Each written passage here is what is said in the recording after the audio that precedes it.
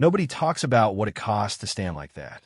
Chest out, eyes forward, jaw like something you'd chisel from granite, hands at the sides like they've been welded there since birth. People walk past them every single day, tourists mostly, the kind with cameras strapped around their necks, and children tugging at their sleeves. And nobody ever stops to ask what's actually happening behind those eyes. I didn't either. Not for a long time. I was in London on a Thursday in mid-October. Not a great time to be outdoors, honestly. The sky had that particular British shade of gray that doesn't quite commit to rain, but never fully lets go of the threat. The kind of weather where you keep one hand ready to pop your umbrella open, except you never quite do because the rain keeps not arriving and your arm gets tired of waiting. I've been walking since early morning. No real plan. I do that sometimes when I travel. Just pick a direction and wear out my shoes until something interesting happens. I'd done the museums, done the bridges, done the market where a man tried to sell me artisan cheese that he described, with complete sincerity, as emotionally complex. By mid-afternoon, I found myself drifting towards St. James's Park, and from there it was almost automatic, the way London pulls you toward the palace whether you mean to go or not. Like the city tilts slightly in that direction, and your feet just follow the slope. The forecourt was crowded. Always is. Even on a cold, gray Thursday with clouds the color of old dishwater, people cluster here with their phones raised and their heads tilted back, trying to get the full frame. The iron gates, the stone, the flag, which I remember was up that day, meaning someone important was home. I stood near the left side of the forecourt, away from the thickest part of the crowd. I had a coffee in a paper cup that had gone lukewarm about 15 minutes earlier. I wasn't really watching the palace. I was watching the people watching the palace, which is always more interesting anyway. That's when I first noticed him. His name, I found this out much later, after everything happened and people started talking, was Thomas Ellison. Lance Corporal Thomas Ellison, 26 years old. Portsmouth originally. 3 years into his posting. But I didn't know any of that yet. What I knew was what I could see. A guardsman in his full kit. Bearskin hut. Red tunic. The whole machinery of tradition buttoned and belted and standing at attention in the north sentry box, the one closest to the gate on the left. He was still in the way they all are still, the way that stops being human after a minute and starts feeling like architecture. Except, there was something about the set of his shoulders. Now, I know how that sounds. I know you can't really read shoulders. They're just shoulders. But I've spent enough time in enough crowds watching people for long enough that you develop a feel for the difference between stillness and suppression, between a body at rest and a body clenched around something it's not allowed to release. His shoulders were clenched. The tourists didn't notice. Why would they? They were taking pictures, trying to get their kids to stand next to him without crying, debating which direction to walk next. A woman near me said loudly to her husband that she wished he'd blink just once so she could feel reassured he was real. He didn't blink. Or if he did, I missed it. I finished my cold coffee and didn't move. I don't know why. Something just made me stay. It was maybe 20 minutes later that I noticed the other one. The second guardsman, his name was Daniel Reeves, though I wouldn't know that until days later, was posted at the sentry box about 30 meters to the right. Same uniform, same stillness, but a different quality of stillness. Where Ellison's had that clenched, compressed feeling, Reeves had something else going on. He'd gone pale. Not winter pale. Not standing outside in October pale. Something underneath the skin pale. The kind of pale that has a physiological cause.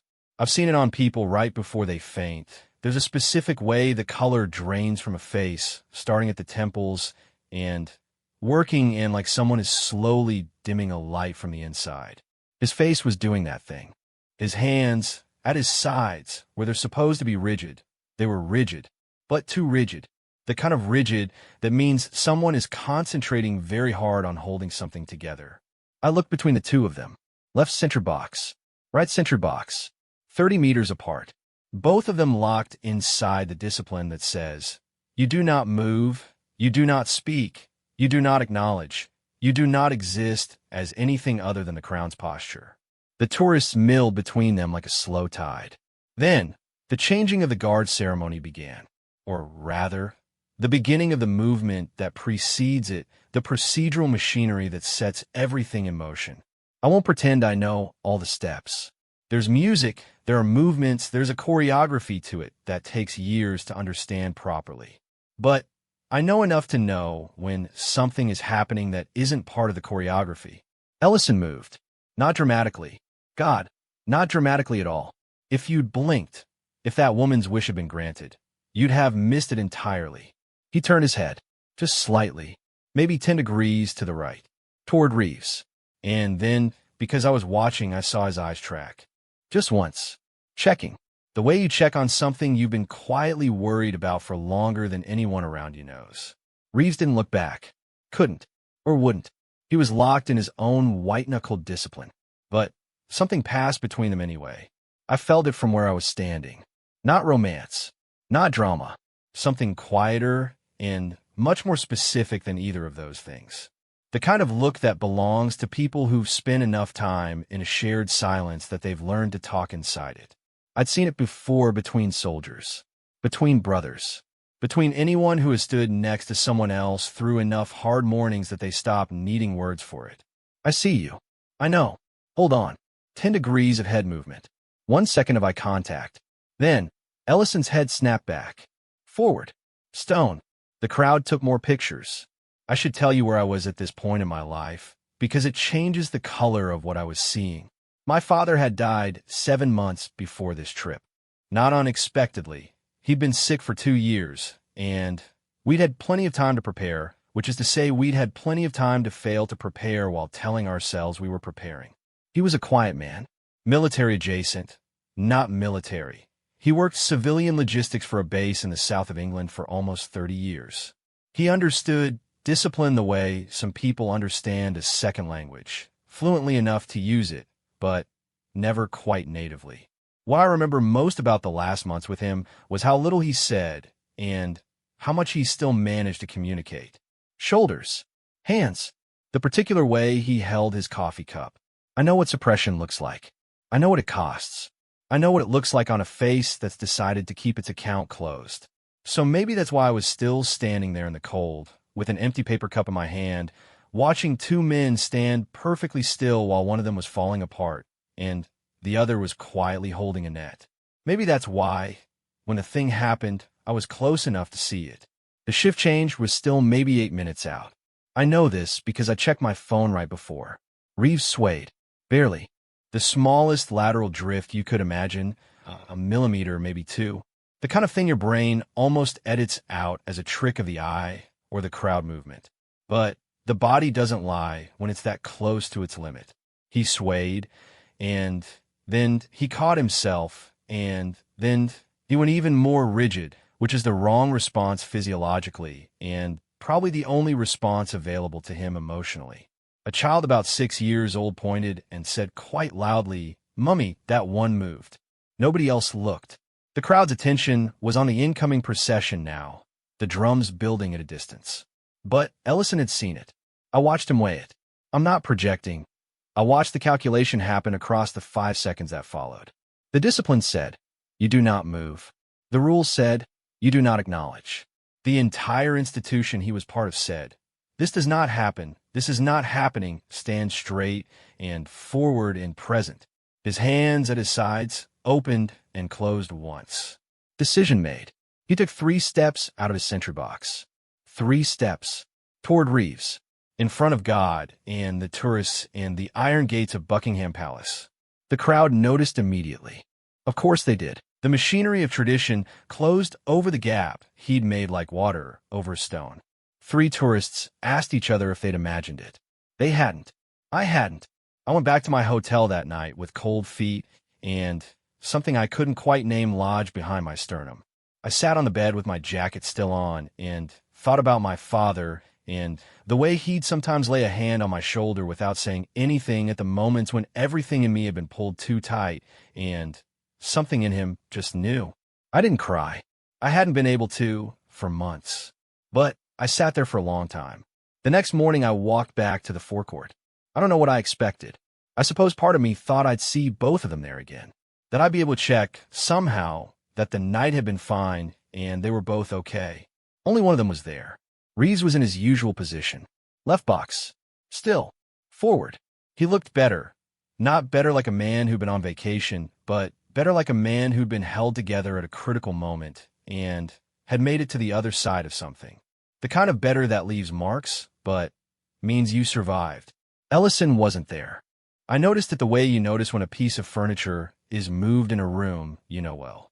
Something slightly wrong about the shape of the space. I asked a woman working in the gift shop nearby. Tourists ask strange things in gift shops. You can get away with a lot, whether the guards rotated positions. Oh yes, she said. All the time. They move them around quite regularly. What if one of them does something, like steps out of position, during a tour? She looked at me with the patient expression of someone who has explained things to tourists for a very long time. Well, that would be rather a big deal, wouldn't it? I thanked her and walked back out into the gray. Rather a big deal. 7 steps. For words. 7 seconds. Transferred. I found out the details later. Piece them together the way you do with things that happen in institutional worlds that don't particularly want to be observed. Someone who knew someone. A conversation at a pub near the barracks that I was not part of, but that was reported back to me by someone who was. Ellison had been seen. Of course he'd been seen. There are cameras on that forecord the way there are neurons in a brain, everywhere and constant and recording. And above those cameras, there are people watching those cameras. And above those people, there is a structure that has been doing this particular thing in this particular way for longer than most institutions have existed. What he did wasn't violent. It wasn't dereliction. It wasn't anything that ends a career or starts an investigation. But it was visible, and it was unauthorized. And in a world where the whole point, the entire architecture of the thing, is that certain rules are not bent for any reason, the reason didn't matter. They transferred him within the week. Different posting. Not punitive, technically. Nobody called it punishment.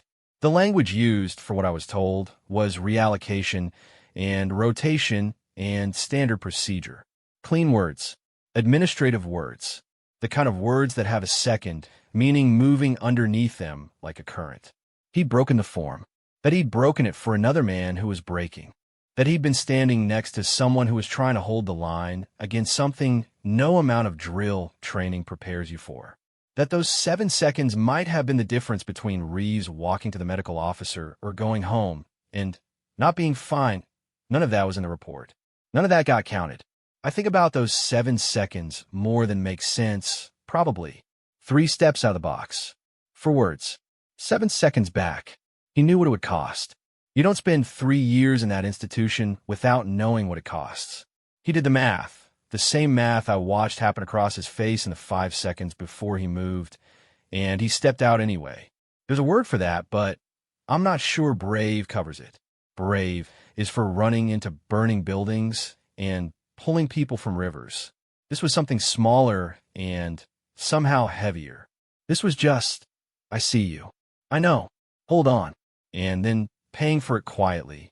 The week after I got home from London, I visited my father's grave for the first time since the funeral. I brought bad coffee from the station cafe, because that's what he would have wanted. I sat on the bench nearby, and I didn't talk, and I didn't cry. I just stayed for a while. I think I was finally starting to understand what that costs, and what it's worth. The version of this story that circulated online lasted about a week. Someone had filmed it. Of course someone had filmed it. There are no unwatched moments anymore.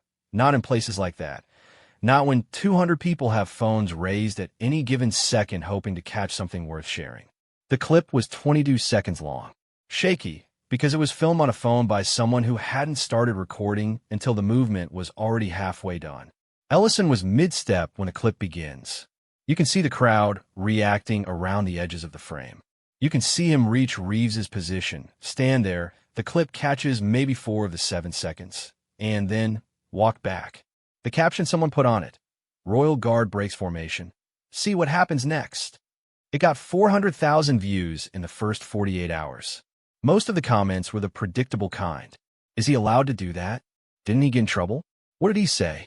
A smaller portion were the other predictable kind. People performing outrage about discipline and tradition and the sanctity of the ceremony using exclamation points like weapons. And then there was a comment buried maybe 300 deep from someone with a username I can't remember and a profile picture of a dog. It said, "I was there." I don't know what the one on the right was going through, but you could see it from 20 feet away. The other guy knew. That's all that happened. He just knew. 3,000 likes. No replies. The algorithm moved on within the week. The clip got archived into the vast sediment of content that the internet produces and then forgets. The story, as the internet had decided to tell it, was about the breaking of a rule. But I keep going back to what that anonymous commenter understood and the caption writer didn't. He just knew.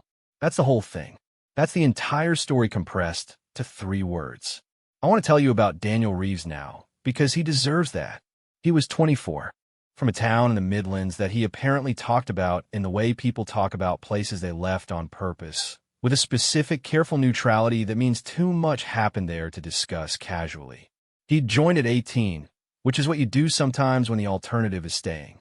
He was good at the discipline, genuinely good. Not in the way that requires constant self-enforcement, but the way that means something in you is already built for structure, already grateful for the clarity of rules. What nobody in his unit knew, what took careful reconstruction afterward, through the kind of informal network that exists in every institution and keeps the real information moving, was that he'd received a phone call the night before. His mother. The kind of call that comes at 11 p.m. from a parent when something is wrong enough that they can't wait until morning, but they're also trying to protect you from the full weight of it, which means they say things like it's not as bad as it sounds in a voice that makes it sound exactly as bad as it sounds. His younger brother. An accident. The details I won't repeat because they were told to me in confidence, and they're not mine to carry in public. But the shape of it was bad enough. The kind of bad that doesn't let you sleep. The kind that you carry into the next day like a stone in each shoe, and you can walk technically, you can stand at attention technically, but every step is the stone, and every minute of stillness is the stone. He'd reported for duty because that's what you do. He hadn't told anyone because there wasn't really a structure for that. Not for the morning of, not for standing there already in your kit with the tourists already arriving and the ceremony already beginning. You'd have to find a superior. You have to explain. You'd have to do all of it through the bureaucratic membrane that separates a crisis from an official response to a crisis.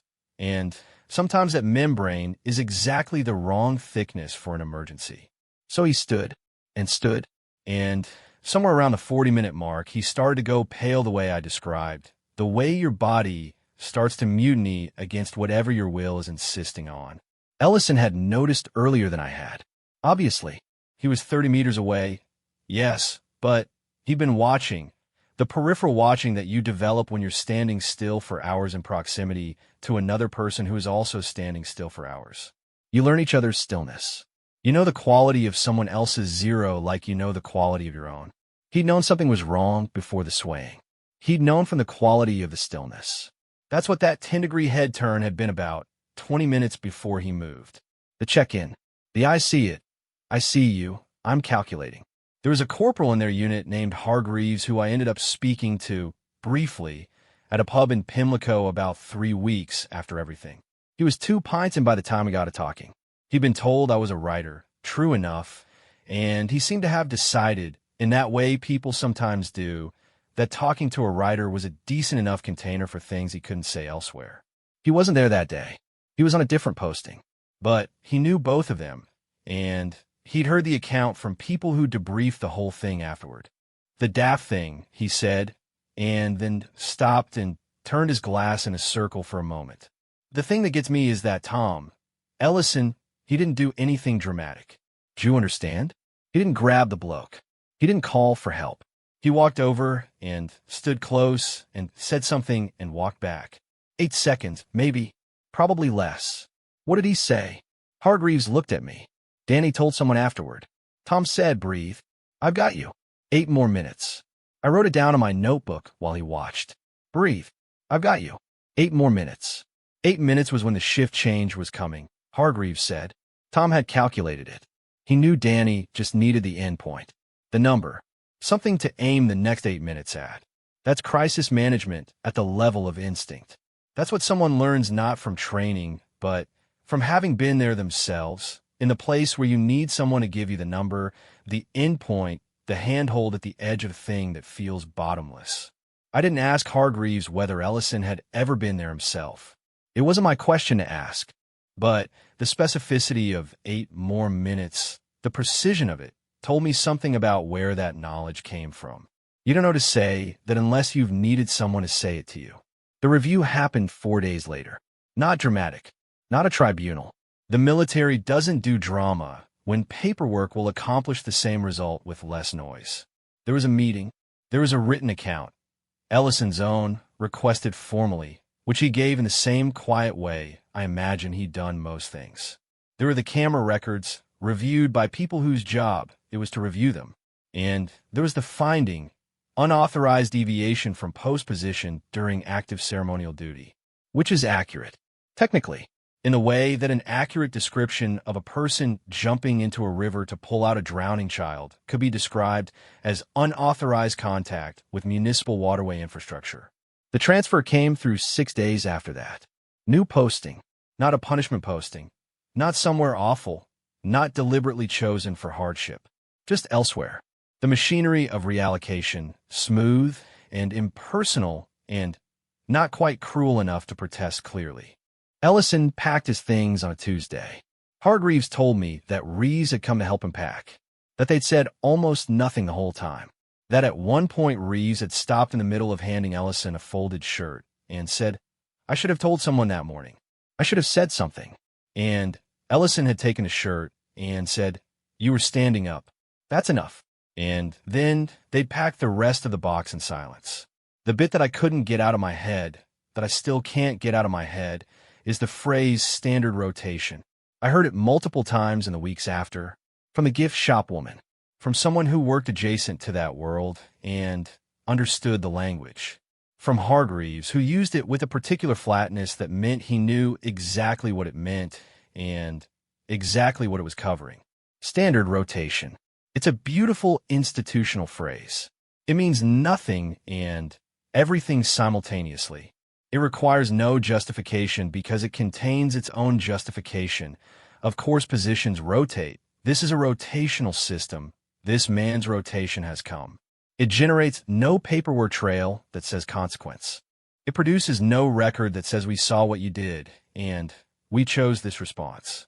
It is in every legible way just administration. Except the camera records show a man taking 8 steps and saying 5 words and standing for 7 seconds next to another man who needed someone to stand next to him. And for days later, standard rotation. I'm not claiming a conspiracy. I'm not claiming malice. I'm not even certain it wasn't, in some technical sense, genuinely just a rotation that happened to fall at a convenient time. I'm just noting what the cameras caught and what the paperwork said and the distance between those two things. There's a version of this story that ends with Ellison being celebrated. That's the version that would get 4 million views instead of 400,000. The clip goes viral. Someone in power sees it. There's a ceremony. There's a handshake. There's an acknowledgement that what he did was decent and human and correct. The system recognizes itself and corrects. That's not what happened. What happened is quieter and somehow larger. He packed his things on a Tuesday. He took a new posting. He does his job there. I was told he does it well, that this is not a man who sulks or performs his grievance. He stands where they tell him to stand, and he is still in the way they've trained him to be still. But the tourists who come to wherever he is now, they're getting something they don't know they're getting. They're getting a man who, when the calculus of a moment presented itself, did the math and stepped out anyway, who knew the cost and paid it without ceremony. The ceremony, for Ellison, is apparently not the point. Reeves made it through a shift that day, all 8 remaining minutes of it, and then the shift after that, and the months after that. His brother, I was told this much, nothing more, made a significant recovery, the kind that takes a long time and leaves things different, but leaves things. He visits when he gets leave. Hargreaves described seeing them once at the pub near the barracks, the 2 brothers taking up a small table in the corner. Didn't look like much, Hargreaves said. Just 2 lads with their pints. You wouldn't know anything. No, I said. That's the thing, though, isn't it? He finished his drink. Most of the time you wouldn't know. I thought a lot about the 5 words. Breathe. I've got you. 8 more minutes. Not comforting words, exactly. Not the soft words. Not it's going to be okay, or you're not alone, or any of the things that get embroidered onto pillows. Just physiological instruction, statement of presence, specific endpoint. Breathe. I've got you. 8 more minutes. It's the language of someone who has been in the hole and knows that what you need in the hole isn't poetry. You need oxygen management and someone's weight in the dark next to you and a number to aim at. Ellison learned that somewhere. Paid for the lesson in whatever currency that kind of lesson costs. And then, when a moment came, he spent what he had. And then they rotated him. There's a bench in St. James's Park, not far from the palace, that I sat on for about an hour the last morning of that trip. It was cold. The lake had that flat, pewter look it gets when winter is deciding. A woman was feeding pigeons with extraordinary generosity, like she had a grudge against the concept of hungry birds.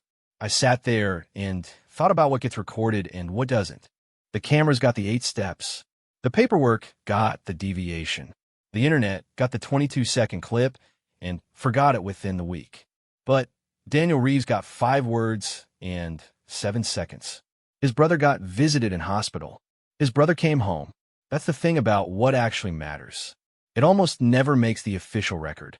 It runs underneath the paperwork like a river you can only find if you know to look. Most of the time, nobody looks. Sometimes someone does. I left London the next morning. Took the train to the airport in the early gray before the city was quite awake. Read nothing. Looked out the window at the flat fields going past. Thought about the 5 words. Breathe. I've got you. 8 more minutes. Thought about my father. Thought about all the times someone stood next to me in the dark and didn't say anything and what that not saying contained and how I hadn't known how to count it until now. 8 more minutes. You can do anything for 8 more minutes. The last time I spoke to Hargreaves was by phone about 6 weeks after the pub. He called me on a Wednesday evening. I was making dinner, badly, the way you do when you're cooking for one and nobody's watching, and I almost didn't pick up because I didn't recognize the number. I picked up because something made me. The kind of something you can't explain and don't try to. I wanted to tell you, he said. No greeting. No preamble. Hargreaves apparently didn't do small talk on the phone, which I respect. Tom got word that his mom's been asking around about his new posting, trying to get the address to send something. I turned off the stove. That's nice. It's not a big thing. She's done it before. But the sergeant at the new posting told Tom about it, and apparently Tom laughed. First time anyone at the new posting has seen him laugh. I didn't say anything. I was writing in my notebook already. He's all right, Hargreaves said. He's doing all right. Then, thought you'd want to know. I did, I said. Thank you. He hung up. The dinner was cold. I ate it cold, and it was fine. I want to tell you about the ceremony now. Now what it looks like. I want to tell you what I think it's actually for. Because I've been thinking about this since October, in the intermittent way you think about things that haven't finished settling. And I think I've gotten somewhere useful. The ceremony, the stillness, the uniform, the absolute refusal of the human body to acknowledge its own humanness. It's not about the monarchy. Not really. Not at its deepest level. It's about demonstrating something that cannot otherwise be demonstrated.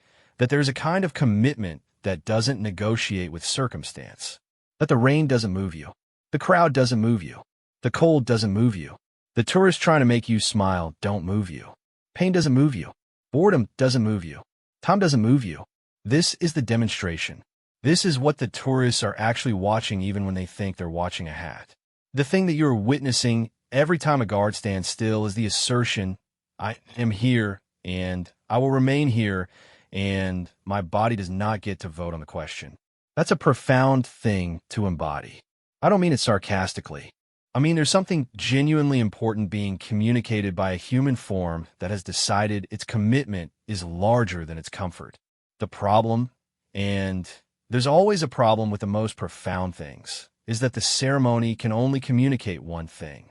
It can only say stillness. It cannot say, and also sometimes a person standing next to you in the dark and giving you the number. It cannot contain both. The architecture doesn't allow it. So when Ellison made his calculation and stepped out, he was not breaking the ceremony. He was completing a different one. The question I keep turning over is this: did the institution understand what it was punishing? I don't think it did. I don't say that with anger. I say it with the same careful neutrality Reeves's Midlands apparently taught him. The neutrality of someone who understands that institutions are not capable of feeling what they do, only of doing what their architecture requires. The architecture requires. Deviation is addressed. Position was broken. Standard rotation. The architecture cannot read. Someone was going to break before the shift ended, and a man who knew the sign stepped out and said 5 words, and the break did not happen. Architecture never reads that. That's not a failure of this particular institution. That's a feature of all architecture. It can hold walls. It cannot hold the conversation that happens in the dark between the walls. What Ellison did lives in the space the architecture can't reach, which is probably why it happened in full public view and barely anyone saw it. My mother called me in November, about a month after I got home. We talked about ordinary things for a while. She'd been reorganizing the house since my father died. The particular project of a woman who processes grief through furniture movement and the establishment of new organizational systems. She'd moved his desk to the study window. She'd replaced the curtains in the front room with one she'd always wanted, but he'd always vetoed for being too yellow. "They're a very good yellow," she said, defensive in the way you are about choices that carry more weight than their surface. "I'm sure they are. He would have hated them," she said. And then she laughed, the specific laugh that is very close to crying but takes the road with more air in it. He would have been absolutely vile about them. "Yeah," I said. We were both quiet for a moment. "Are you sleeping?" she asked. She asks me this every call. I suspect she will ask me this every call for the rest of my life. Some nights. "Your father didn't sleep well either." After his father went. A pause. He didn't like to say, "You know how he was." I know how he was. He used to sit in the kitchen at 2 or 3 in the morning and drink terrible tea and look out the window. I'd find a mug in the morning. He never told me. "How did you know it was 2 or 3? "Because I was awake too." I'd hear him go downstairs. I just let him think he was alone in it. She said this the way you say something obvious. Sometimes that's what you can do. You let someone think they're alone in it while you make sure they're not. I wrote that down after the call. I've been carrying it since. You let someone think they're alone in it while you make sure they're not. That's the other version of 5 words and 7 seconds. The longer version. The domestic version. The version that plays out in kitchens at 3 in the morning over terrible tea. It's the same operation, just a different uniform. I went back to London in February. I don't know why exactly. I had work there, a piece I was writing about something unrelated, some conference about something, but I could have managed that without the palace. I went back to the palace because some part of me needed to close a loop, even though I couldn't have told you what the loop was or where its other end was. It was colder in February. Sharper. The tourists were thinner on the ground. The really committed ones, the ones who will do it in any weather, and a few clusters of school trips in matching jackets. I stood where I'd stood in October. Left side of the forecourt. No coffee this time. My hands in my pockets. Different guards on duty. Of course they were. Different faces under the bearskins. Different bodies doing the particular locked stillness.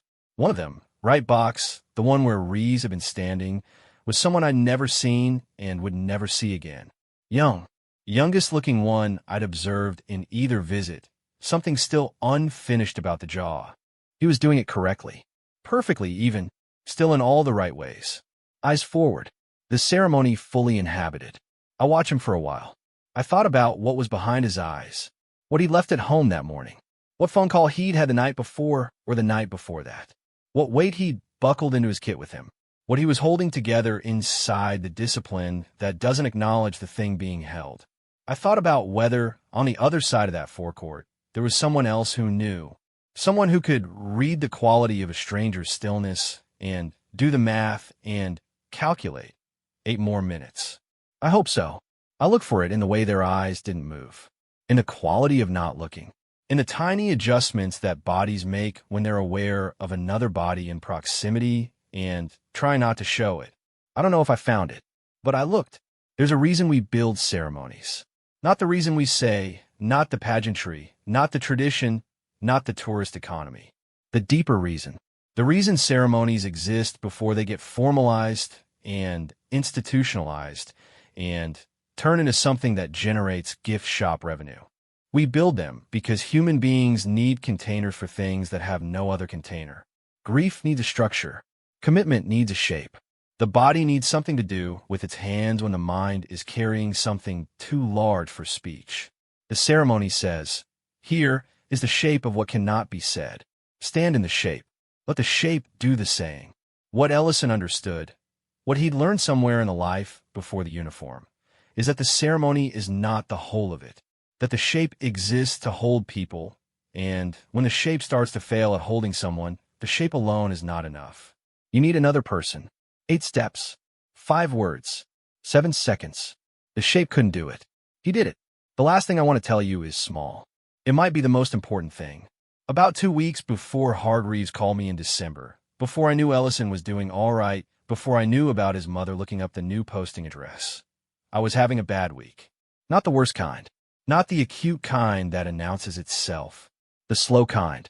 The gray water kind where everything is technically fine and nothing feels like anything. My father had been gone 9 months. The grief had gone from acute to that particular dull ache that people tell you gets better, and that does technically get better, except that on the bad weeks you take the acute pain back for how sharp it was. I was in my flat on a Tuesday evening. Couldn't write. Couldn't read. Couldn't do the thing where you distract yourself so thoroughly that you stop feeling the not feeling. I was just sitting there with the lights on and my jacket still on because I hadn't gotten as far as taking my jacket off since I come home. My phone buzzed. A friend. Not someone I'd spoken to in weeks. Not someone who knew it was a bad week because I hadn't told anyone it was a bad week because I was doing that thing where you don't tell anyone. The text said, thinking about you today for no reason. You okay? I looked at it for a while. I typed back. Some days are gray. I am alright. She sent back. I've got you. That's all. I sat there with my jacket still on and read it 4 times. I've got you. That's all. She didn't know about Ellison. She didn't know about the 5 words or the 7 seconds or the October afternoon at the palace.